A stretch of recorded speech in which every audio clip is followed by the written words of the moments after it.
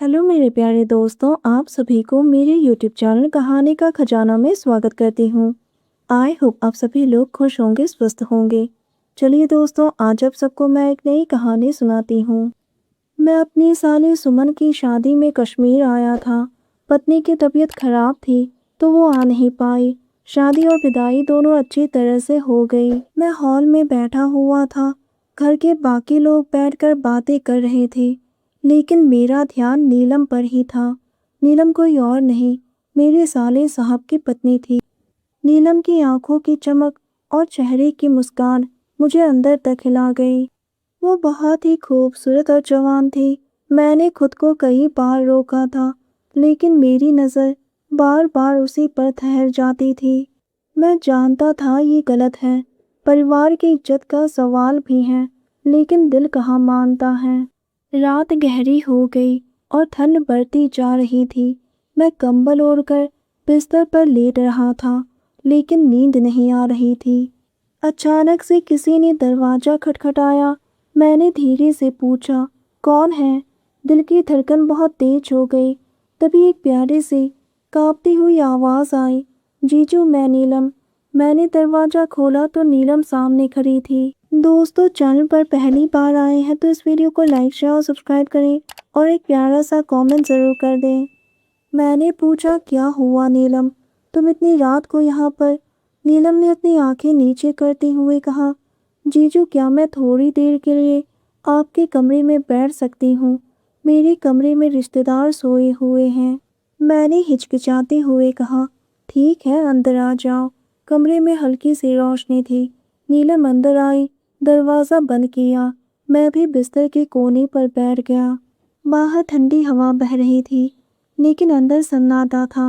मैं मन ही मन सोच रहा था, कितनी खूबसूरत है नीलम।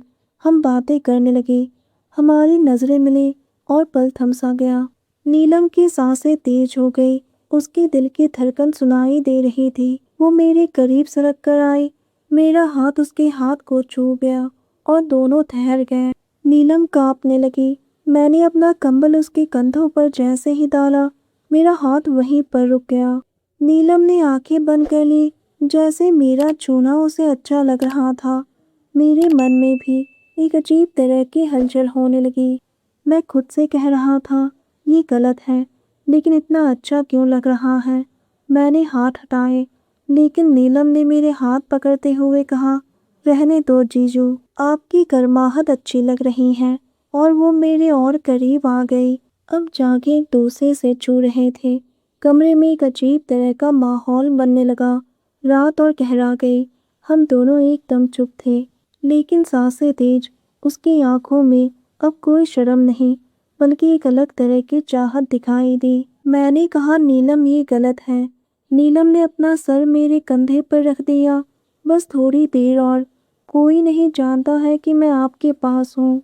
उसकी सांस मेरे गले पर लग रही थी और मेरा पूरा बदन आग की तरह सुलग उठा।